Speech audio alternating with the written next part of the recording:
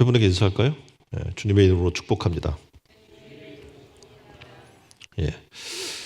우리가 지금 이제 순종의 달을 지금 맞아서 순종에 대해서 이야기를 나누고 있습니다. 오늘은 좀 순종과 순종 대 럭셔리한 삶이라는 주제를 가지고 함께 나눌 건데요. 여러분은 어떤 삶을 원해요? 둘 중에 순종하는 삶 아니면 럭셔리한 삶? 대답을 안 하시는 거. 예. 명품의 어떻게 보면 럭셔리한 액세서리, 집, 차, 뭐 이런 것들을 원하는 사람들이 세상적인 일반적인 목표입니다. 요즘 결혼식 많이 하죠. 이제 웨딩홀을 가잖아요. 그렇죠? 그럼 화려하죠.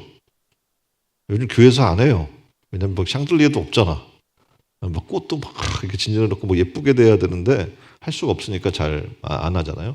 근데 웨딩홀만 보더라도 굉장히 럭셔리합니다. 그렇죠? 호화스러워요.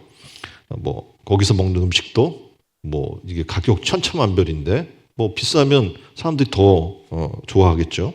명품 혼수, 뭐 정말 상상할 수 없는 호화스러운 신혼여행, 뭐 럭셔리한 풀빌라, 뭐 이런 것들을 사람들이 꿈꾼단 말이죠. 그래서 요즘 이렇게 럭셔리하다는 말을 굉장히 많이 씁니다. 그래서 고급스러운, 사실 이 말은 고급스러운 혹은 귀족 같은 의미를 지닌 단어입니다. 그러니까 어원으로 보자면 정도의 지나침을 의미하는 라틴어의 럭서스라고 하는 말에서 그 뿌리를 찾아볼 수 있습니다. 그러니까 럭셔리라는 이 단어를 들으면 많은 사람이 형용사나 이 느낌들을 이야기할 때 이렇게 얘기해요. 비싼 가격, 럭셔리하다는 건 희소성 또는 고품질, 유명세, 다른 것과 차별화된 독특함, 뭐 이런 것들을 이야기하겠죠. 그래서 요즘 젊은이들이 굉장히 추구하는 삶이 바로 이런 럭셔리한 삶인 것을 볼 수가 있습니다. 그러니까 일을 해요. 해서 뭐 비싼 명품 하나를 사기 위해서 굉장히 노력을 하는. 그래서 그것들 뭐 자기 애기처럼 그렇게 굉장히 소중히 여기는 모습들을 우리가 봅니다. 그래서 일반적으로 럭셔리라고 하면 잘못된 의미로 사치, 분수를 넘는 과소비라는 의미로까지도 사용이 됩니다. 한 책이 있는데요. 럭셔리 예수라고 하는 책이에요. 이 책에 보면 키스틴 마허라고 하는 목사님이 이 지금 럭셔리라는 단어에 대해서 일상을 뛰어넘는 반전의 새로운 시도로서의 럭셔리를 지금 얘기해 주고 있습니다. 여기 이제 여러 명이 등장을 하는데 리타라는 한 여성이 등장을 해요. 근데 이 여인이 럭셔리를 꿈꾸는 건 뭐냐면 이런 거예요. 200유로를 벌어요, 한 달에. 지금 우리 시세로 얘기하면 30만 원이 좀 안 됩니다. 그러니까 유럽에서 이게 200유로를 벌어가지고 살 수 있어요? 없어요. 물가가 굉장히 비싸기 때문에. 그런데 이 여인이 꿈꾸는 럭셔리한 삶은 뭐냐면 내가 하루쯤은 치킨과 음료를 시켜가지고 먹으면서 친구들과 밤새도록 이야기를 나누면서 즐겼으면 좋겠다. 지금 30만 원이 안 되는 돈을 벌고 그런 삶을 살기는 굉장히 어렵잖아요. 그러니까 그 여인에게는 그것이 럭셔리한 삶이라고 생각할 수 있게 된다는 거죠. 또한 어떻게 보면 다른 사람이 등장하는데 안젤름이 신부라고 하는 사람이 등장을 해요. 그래서 이분이 강연한 분인데 돈을 많이 벌어요. 그런데 다 그 돈을 기부해요. 그리고 이 사람이 추구하는 럭셔리는 뭐냐면 강연을 하고 돌아오는 길에 이제 고급스러운 레스토랑에 가서 카페에 앉아가지고 카푸치노 한 잔을 마시는 이 작은 럭셔리한 삶을 추구한다라고 이야기하는 겁니다. 그래서 이 마허 목사가 이 내용을 보면서 종합해서 이런 얘기를 하는 거예요. 많은 사람들이 럭셔리를 꿈꿀 때 이런 꿈을 꾼다는 거죠. 재산이나 고급스러운 의상이나 멋진 파티 이런 걸 럭셔리라고 생각을 하는데 실상은 우리의 틀에 박힌 삶에서 걱정, 근심에서 해방되는 것 그리고 정신적 풍요로움을 가져다 두는 그것이 럭셔리가 아닐까? 이렇게 이야기를 하는 거예요. 어떻게 보면 성경에 보면 럭셔리한 삶을 살았던 사람이 등장을 하는데 누구였냐면 그림 보면 부자 청년이 등장하죠. 부자고 관원이야, 직업은. 그러니까 삶이 돈도 많아. 그러니까 어떻게 해요? 럭셔리한 삶을 살 수 있는 사람이었단 말입니다. 그런데 예수님을 만났어요. 그리고 어떻게 해야 주님을 따를 수 있습니까? 라고 얘기했더니 너의 럭셔리한 그 물질적 럭셔리를 내려놓고 영적인 고귀함을 추구해라. 뭐냐면 나눠주고 주님을 따르라고 하는 그런 이야기를 하는 겁니다. 근데 이 청년은 고민이었어요. 왜냐하면 지금까지 살아왔던 풍요로운 삶을 포기하고 주님을 따른다? 굉장히 어려운 일이었던 겁니다. 순종이냐 아니면 럭셔리한 삶을 그대로 추구하며 살아나갈 것이냐 라고 하는 부분에 있어서 고민하다가 돌아갔다는 얘기를 우리에게 해주고 있습니다. 이 얘기는 지금 우리가 많은 사람들이 교회를 다니지만 실상은 여전히 세상 사람들이 살고 있는 방식, 럭셔리한 삶에 대해서 부러워하고 추구하고 있다라고 하는 걸 우리에게 보여주고 있는 겁니다. 그래서 실상은 순종하지 못한다. 왜냐하면 이게 더 좋아서. 오늘 본문을 통해서 우리가 일반적으로 생각하는 럭셔리한 삶이 아닌 영적인 형태의 럭셔리, 다시 말해서 고귀한 삶을 살았던 그 주님 말씀을 순종했던 한 사람을 우리가 만날 수 있습니다. 이 사람이 누구냐면 예수님 탄생하기 6개월 전에 태어나서 예수님의 오심을 위해 준비했던 세례 요한입니다. 그래서 오늘 좀 세례 요한에 대해서 이야기를 하려고 해요. 첫 번째, 세례 요한이 선택한 럭셔리한 삶이 아니라 순종하는 삶. 세례 요한 여러분이 아시는 것처럼 제사장의 아들이에요. 그러면 굉장히 풍요로운 삶을 당시에 선택할 수 있고요. 위치도 괜찮은 사람이고요. 사람들한테 신망받는 사람이에요. 그러면 얼마든지 럭셔리한 삶을 추구할 수 있어요. 근데 이 사람은 그렇지 않았다는 겁니다. 이 땅에 태어난 목적부터가 그렇지 않아요. 그러니까 보통은 사람이 이 땅에 태어나면 뭐가 되길 원해요? 1등이 되기를 원하잖아요. 한번 살았으면 1등 한번 찍어보자 이렇게 생각을 할 거 아닙니까? 근데 그림에 등장하는 것처럼 이 세례 요한의 별명이 뭐냐면 광야에서 외치는 자의 소리예요. 다시 말하면 이제 1인자가 아니라 예수 그리스도를 어떻게 해요? 증거하러 온 소리에 불과한 사람이다라고 지금 설명을 해주고 있는 겁니다. 그러니까 처음부터 이 사람이 온 목적부터가 그렇게 럭셔리해 보이지 않는다는 거죠. 그러니까 메시아이신 예수님을 준비하는 2인자의 인생을 살아나간 것을 볼 수가 있습니다. 또 그의 생활 배경 무대를 보게 되면 더욱더 그래요. 그러니까 어디 살아 이 사람이? 광야에서 살아요. 광야에서. 광야는 어떤 곳입니까? 저래요. 여기 산 거야. 아무것도 없어. 태양과 모래바람, 무서운 해충들, 그리고 쉴 곳 없는 목마른 삶. 이게 광야예요. 근데 그의 삶은 어때요? 이런 삶을 원하십니까? 한번 옆에 분에게 물어보세요. 광야의 삶을 원하십니까? 원하는 사람 아무도 없을 거 아닙니까? 근데 이 사람은 거기가 생활의 무대였던 겁니다. 우리가 꿈꾸는 럭셔리한 집과는 뭐 비교할 수 없고 뭐 아늑하고 편안한 그래도 햇빛을 가릴 수 있는 그만한 공간이었으면 좋겠는데 그것도 꿈꾸지 않은 거예요. 언제나 그의 삶은 뜨거운 태양 아래서 목마름으로 그리고 예수님을 오심을 외쳐야 하는 굉장히 고달픈 인생을 살았던 것입니다. 사실상 제사장의 아들이니까 어떡합니까? 물려받을 수 있고 편안한 성전에서 또 편안한 삶을 살 수 있던 사람인데 그걸 내려놓고 하나님의 말씀을 선포해야 될, 예수님을 선포해야 될 소리라고 하는, 광야에서 외치는 자의 소리라고 하는 명령을 받았기 때문에 그 말에 순종하기 위해 광야에 가서 그렇게 소리를 외치고 있었던 것을 봅니다. 자, 세례 요한의 또 하나의 삶을 보면 의식주예요. 먹고 사는 거 똑같아요. 럭셔리하지 않아요. 낙타털로 만든 옷을 입습니다. 아까 말했죠. 광야는 어떤 곳이에요? 뜨거워요. 태양빛 안에. 그럼 저 옷이 따뜻하겠어요? 뭐 시원하겠어요? 어떻겠어요? 더워 죽는 거, 더워 죽는데 더워 죽는 옷을 또 입고 있는 겁니다. 거기다 가죽띠를 띠고 주로 먹는 식사는 메뚜기와 석청입니다.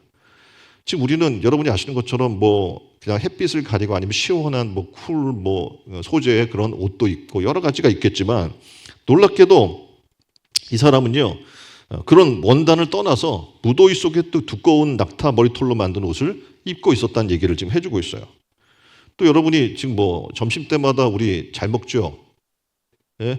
뭐 주로 그냥 막 제육이 나와, 제육이. 예? 또 더 잘난 막 소고기 나오고. 그렇잖아요. 근데 이 사람은 그렇지 않았다는 겁니다. 메뚜기와 석청 뭐 이렇게 이야기해요. 그런데 지금 이제 우리가 메뚜기라고 이야기를 하는데 이제 이 성경 신학자들의 또 고고학자들에 의하면 이제 이 메뚜기라는 단어가 다른 의미로도 설명이 되고 있어요. 쥐엄 열매라고 얘기합니다. 왜냐하면 유대 광야에 메뚜기가 살 수 없었다.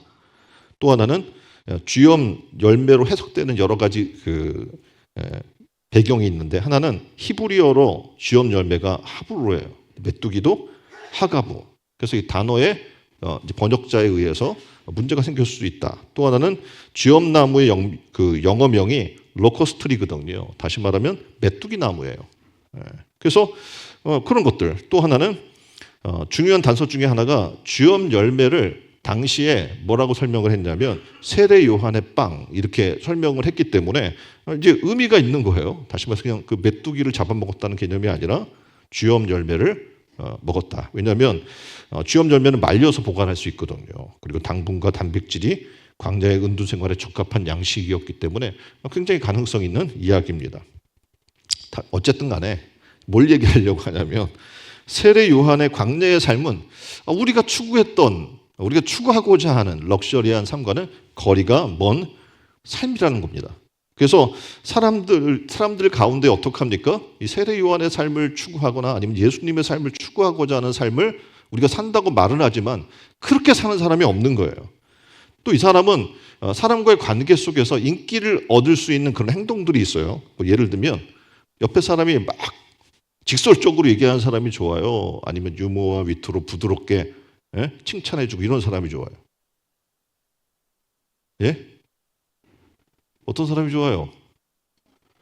예. 막 직설적인 사람 싫죠? 근데 세례 요한은 직설적인 사람이에요.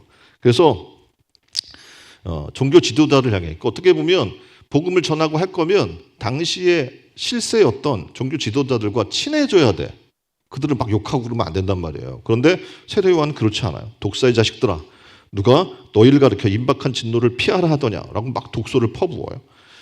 또 당시에 왕정과도 친해져야 되는데 막 왕을 공격해요. 당시 왕이 그 헤롯이었는데 헤롯이 어떤 상황이 있었냐면 자기 동생 빌립의 아내인 헤로디아를 자기 부인으로 삼았던 거예요. 그래도 함부로 얘기할 사람이 없어요. 잘못하면 잡혀갈 수도 있고 해코지 당할 수도 있잖아요. 근데 세례 요한이 뭘 했냐면 이 세례 요한이 하나님의 뜻에 합당치 않다. 그런 행동은 좋지 않다라고 책망을 한 거예요. 그랬더니 어떻게 합니까? 헤롯이 세례 요한을 원수로 여기고 감옥에 가다 버립니다. 그의 죽음 자체도 럭셔리하지 않아요. 거리가 멀어요. 비참해요. 그러니까 이 헤로디아 딸이 세례 요한의 머리를 소반에 얹어 자기에게 달라고 요청을 합니다. 결국 세례 요한은 이 어처구니 없는 요구에 의해서 목배임을 당하고 맙니다. 그러니까 죽음도 그래요. 이렇게 뭐 아름답거나 고귀해 보이거나 그러지 않단 말입니다. 그런데 그의 삶에 대한 평가는 완전히 달라요. 주님의 오심을 평생 준비하고 광야에 보잘것없는 소리로서 존재했던 그의 삶, 그리고 어처구니 없이 목배임을 당하는 죽임을 당했던 그를 마태복음 11장 11절에는 이렇게 설명하고 있어요. 내가 진실로 너에게 말하노니 여자가 낳은 자 중에 세례 요한보다 큰 이가 일어남이 없도다. 엄청난 하나님으로부터의 인정받는 거잖아요. 바로 이런 게 그가 힘들고 험난한 인생을 살았더라도 하나님으로부터 인정받는 정말 고귀하고 값진 인생을 살았음을 우리는 볼 수 있는 겁니다. 그래서 우리는 어디서 사느냐, 광야에 사느냐, 아니면 그 삶이 그렇게 좋은 곳이 아니냐, 그게 중요하지 않다는 거죠. 어느 곳에 있느냐보다 어떻게 살았느냐가 인생에 있어서의 지금 하나님 보시기에 고귀한 삶인지 아닌지가 결정된다는 겁니다. 세례 요한은 광야에 살았지만 사람들이 그 광야로 왔어요. 뭐하러? 말씀을 듣기 위해서. 그리고 어떻게 합니까? 천국의 소망을 갖게 됩니다. 아무리 좋은 집, 그리고 아무리 호화스러운 집에 살아도 내 삶이 하나님께 순종하지 않는다면, 그리고 인정받지 못한다면 하나님의 나라가 했을 때 영원한 우리가 기쁨과 하나님의 나라의 기업과 이걸 상속받아야 될 존재인데 받지 못한다면 무엇이 남겠어요? 지옥이겠죠. 천국 아니면 지옥이잖아요. 그러니까 좀 우리가 과연 어떤 삶을 럭셔리한 삶이라고 생각할 건가? 우리가 영적으로 눈을 뜬다면 이게 삶의 가치가 달라질 수 있음을 얘기해 주는 겁니다. 진정한 럭셔리한 인생의 모습은 환경이나 외모나 어떤 조건이 아니라고 얘기해 줘요. 성경은 뭐라고 얘기하냐면 하나님께 순종하는 삶이다 라고 우리에게 얘기합니다. 다시 말해서 하나님 안에서의 영적인 삶은 잠시 잠깐 있다 사라져버리는 들의 풀꽃을 우리가 고귀하다고 하지 않잖아요. 그렇죠? 안개에 사로잡힌 그 세상을 우리는 고귀하다고 얘기하지 않습니다. 성경은 세상을 뭐라고 얘기하냐면 잠시 있다 사라져버릴 안개와 같고, 그리고 들의 풀꽃과 같다. 당장 보기에 한철에 예쁘지만 곧 사그러져 버릴 것에 불과하다. 우리는 그걸 고귀하다고 얘기하지 않는 것처럼 하나님의 나라는 어떻습니까? 영원해요. 그렇죠? 변함이 없어요. 그리고 하나님의 나라의 것들은 어떡합니까? 세상과 비교할 수 없는 엄청난 가치가 있는 겁니다. 우리가 그것의 의미를 알고 가치를 발견하게 되면 우리가 추구한 럭셔리한 삶의 방향이 달라지게 될 줄 믿습니다. 날마다 주님을 닮아가겠죠. 왜냐하면 그게 고귀한 줄 알기 때문에. 날마다 주님의 사랑을 담고자 하겠죠. 왜냐하면 그것이 가장 가치 있는 일임을 우리는 알기 때문에 그렇습니다. 날마다 주님을 닮아서 그분의 온유와 겸손을 닮아서 우리의 삶을 채우고 주님을 닮아가는 태도의 삶을 살려고 할 겁니다. 왜냐하면 그게 바로 하나님이 원하시는 고귀한 인생이기 때문에 그렇습니다. 자, 우리가 이제 두 번째로 예수님이 선택한 순종의 삶에 대해서 좀 얘기를 하려고 해요. 그러니까 지금 세례 요한 봤잖아요. 겉으로 보기에는 따라가고 싶지 않을 정도로의 그런 연약한 모습이 있어요. 그 럭셔리와는 가치가 굉장히 달라 보이는 거예요. 그런데 결론적으로는 어떻게 해요? 하나님께 인정받는. 그래서 후대에 그와 같은 자가 없다라고 이야기할 정도의 인정받는 삶을 살았던 것처럼 예수님이 이 땅에 오셨어요. 예수님은 누굽니까? 하나님이에요. 그렇죠? 그 자체가 성부, 성자, 성령 하나님이란 말입니다. 그리고 더 놀라운 사실은 뭡니까? 예수님은 이 땅에 보내주셨고 왕으로 오셨다면 평강의 왕으로. 그렇잖아요. 자, 그렇다면 어디서 태어나야 돼요? 사람들이 생각하기에는 왕궁에 있을 거다라고 동방박사도 처음에 어디로 가요? 왕궁으로 가잖아요. 왕으로 오셨으니까. 근데 그렇지 않아요. 그의 태어난 장소는 어디입니까? 마국간이에요. 그 말구유에서 거기서 태어납니다. 왕궁이 아니에요. 태어나자마자 더 놀라운 사실은 헤롯의 미움을 받습니다. 그래서 죽음을 피해 떠나야만 하고 도망 다녀야만 하는 인생을 삽니다. 더군다나 예수님이 자란 곳이 어디냐면 좋은 지역이 아니에요. 막군이 좋고 살기가 좋고 그런 지역이 아니에요. 당시 어디냐면 갈릴리 지역에 나사렛이라는 동네가 있거든요. 근데 거기는 굉장히 빈민촌입니다. 그러니까 별로 살기 좋지 않은, 그러니까 뭐 배우지도 못하고 우리가 흔히 이야기하는 그런 지역이에요. 그래서 나사렛에 무슨 선한 것이 있겠냐라고 얘기할 정도의 지역이었습니다. 하나님의 부르심을 받은 예수님의 공생의 삶 역시 우리가 생각하는 럭셔리한 삶과는 달라요. 자, 그림은 루카스라는 사람이 그린 그리스도와 가늠한 여인이라는 제목의 그림입니다. 예수님이 계셔요. 예수님 곁에 두 부류가 있어요. 하나는 지금 지도층에 왼쪽에 있는 사람들은 지도층이고 우측에 있는 사람 가늠한 여인과 세리 뭐 이런 사람들이 옆에 있어요. 그래서 예수님은 우리가 흔히 생각하는 사람을 잘 사귀어야 돼. 주변에 줄이 있고 빽이 있고 좀 물 좋은 그런 사람들하고 사귀어야 되라고 생각하는데 예수님 그렇지 않았다는 거예요. 사회적인 약자인 고아, 홀로 사는 과부, 몸을 파는 창기, 동족의 피를 빨아먹는다고 무시했던 세리들 이런 사람과 함께 친구가 되어주셨던 것을 우리는 볼 수가 있어요. 그리고 문둥병이 나서 온몸이 썩어 들어가는 피부가 다 썩어 들어가는 그런 사람과 함께해서 당시에는 그런 사람이 길거리에 나오면 돌로 쳐 죽여도 무방한 그런 상황인데 그 사람을 받아줘요. 귀신 들린 사람 가까이 하고 싶겠어요? 그런 사람과 가까이 해주는 거예요. 삶에 지쳐 쓰러져 있는 그런 사람들을 찾아가서 친구가 되어주셔요. 우물가에 가서 어떻게 보면 사람들을 피해 한낮에 물을 길러온 그 여인과 그 여인에게 참 소망이 무엇인지를 알려주십니다. 예수님은 그렇게 보면 영향력 있고 힘 있는 종교 지도자와 함께 하지 않아요. 개혁하려고 그러면 힘 있는 세력을 얻어야 되거든요. 우리가 역사적으로 배우고 정치 뭐 이런 거 배우면 힘 있는 그룹을 갖고 있어야 돼요. 근데 예수님 그렇지 않았다는 거예요. 도리어 그 힘 있는 그룹의 사람들을 어떡합니까? 독사의 자식이라고 하고 성전에 들어가서 성전의 물건들을 막 회파하고 막 이 성을 헐겠다고 얘기하고 굉장히 어떻게 보면 도정적인 그런 일들을 행하신 거예요. 그러니까 기득권 가진 그들과 타협하지 않았다는 얘기입니다. 더 놀라운 사실은 12명 제자를 세웠어요. 근데 이 제자들도 가관이에요. 제대로 된 사람이 있어요? 없어요? 없어요. 하나는 예수님을 팔아버려요. 가룟 유다라는 사람은. 또 수제자라고 한 베드로는 어떻게 했어요? 예수님을 모른다고 3번이나 부인하고 그 이름을 저주까지 하는 그런 심각한 상황에 빠뜨려 버립니다. 제자들마다 다 떠나요. 고기 잡으러 떠나고 자기 본업으로 다 떠나가 버려요. 더 놀라운 사실은 얼마 전까지만 해도 며칠 전까지만 해도 호산나를 외치면서 우리를 구원해달라고 외치던 이 백성들이 예수님을 향해 조롱하고 멸시하고 천대하는 그런 상황으로 이게 바뀌는 거예요. 자, 또 하나의 그림을 보여드릴 텐데 이 그림은 피터 폴 루벤스라고 하는 사람이 그린 두 도둑 사이에 십자가에 있는 그리스도입니다. 예수님이 마침내 십자가에 달리셔요. 그냥 또 혼자도 아니고 두 도둑 사이에.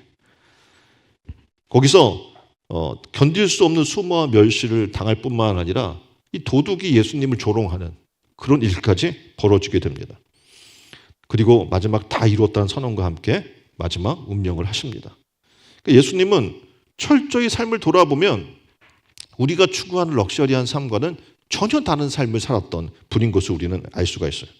더 놀라운 사실은 그의 삶은 이거와 반해서 죽기까지 순종한 거예요. 그 삶이 좋지도 않고 우리가 보기에 이게 그렇게 고난스럽고 고통스럽고 오해받고 이렇게 살아야 돼? 라고 하는 삶을 죽기까지 순종하면서 단지 우리를 구원하기 위해서 우리의 죄를 대신해서 감당해서 대속해 주시기 위해서 십자가에 달려 죽으셨다는 거예요. 다시 말해서 우리가 생각하는 럭셔리와 전혀 다른 고귀함, 그 고귀한 삶을 사신 거예요. 우리는 어떤 삶을 살 건가? 주님의 말씀에 영적으로 제대로 순종하게 되면 우리의 삶은 고귀해져요. 사실상 우리는 한번 이 땅에 오잖아요. 와서 먹고 싸고 살고 뭐 그러다가 인생이 되면 늙고 노쇠해서 보기 흉한 모습으로 죽게 되어 있단 말입니다. 그러니까 사실상 별로 아름답지 않아요.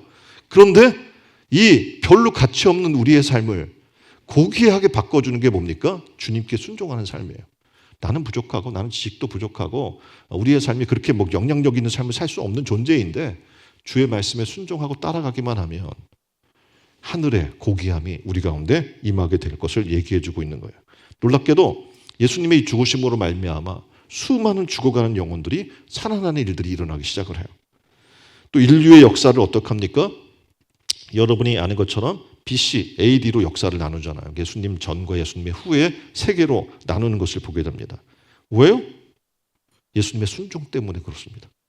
죽기까지 순종해서 우리를 살리시기 위해 행하셨던 그분의 놀라운 십자가 대속의 은혜의 삶 때문에 그렇습니다. 여러분 과연 어떤 삶을 원하십니까? 이런 주님과 같은 세례 요한과 같은 그런 순종하는 고귀한 삶입니까? 아니면 그냥 럭셔리한 삶, 들의 풀꽃과 같은 삶, 잠시 있다 사라져버릴 안개와 같은 삶, 그런 삶을 추구하기를 원하십니까? 자, 세 번째 뭘 얘기하려고 하냐면 지금 죽기까지 순종한 거예요. 누가? 세례 요한, 예수님이. 그렇죠? 그래서 럭셔리한 삶은요, 여러분이 아시는 것처럼 죽기까지 그걸 지킬 만한 게 되지 못해요. 자, 여러분이 길을 가다가 여러분이 이제 막 누가 결혼했어요. 신혼여행 갈 거 아니에요. 그럼 막 폐물을 막 주렁주렁 달고 갔다가 강도를 만납니다. 왜냐하면 그냥 어디를 가면 명품 절대 가져가지 말라고 하잖아요. 처음에는 도도 소매치기만 있거든요. 근데 명품을 갖고 있는 순간 어떻게 합니까? 소매치기 범이 강도로 바뀐대요. 그런 건 없어서 걱정이 없어요. 그래요. 근데 우리나라 사람들의 특징이 뭐냐면 절대 못 가져가는.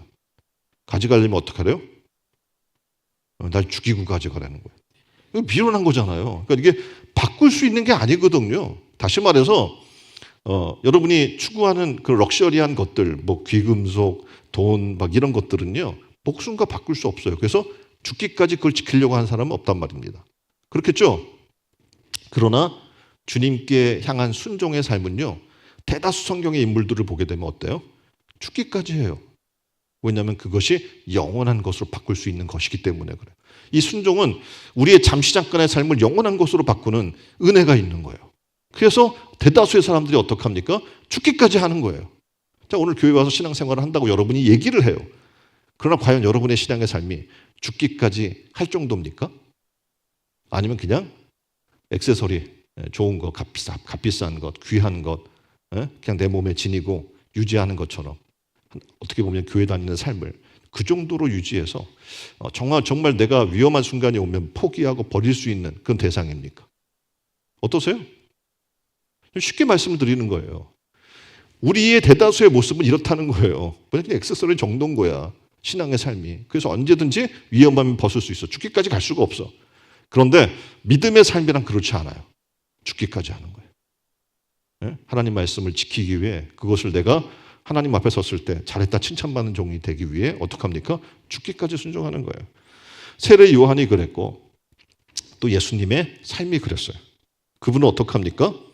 죽기까지 순종하셨다라고 성경은 우리에게 얘기해 주고 있는 것을 보게 됩니다. 자, 여러분이 우리의 인생은 살았을 때도 사람들이 평가하지만 결정적으로 평가하는 선이 있어요. 죽은 후에요. 그렇죠? 그래서 여러분의 삶이 정말 순종하는 인생이었는지 아니었는지 사후에 새겨질 묘비명에 한 줄에 달려 있습니다. 책이 하나 있는데 소개시켜 드릴게요. 이 책은 세상에 건네는 마지막 인사, 바로 묘비명이라는 책입니다. 자, 이 책에 보면 재밌는 묘비명들이 많이 등장을 해요. 그 중에 하나가 뭐냐면 영국의 천재 극작가인 조지 버나드 쇼의 묘비입니다. 이 묘비에 이렇게 쓰여져 있어요. 우물쭈물하다 내 이럴 줄 알았다. 예? 그러니까 인생을 우물쭈물하다가 죽는 거야 결국.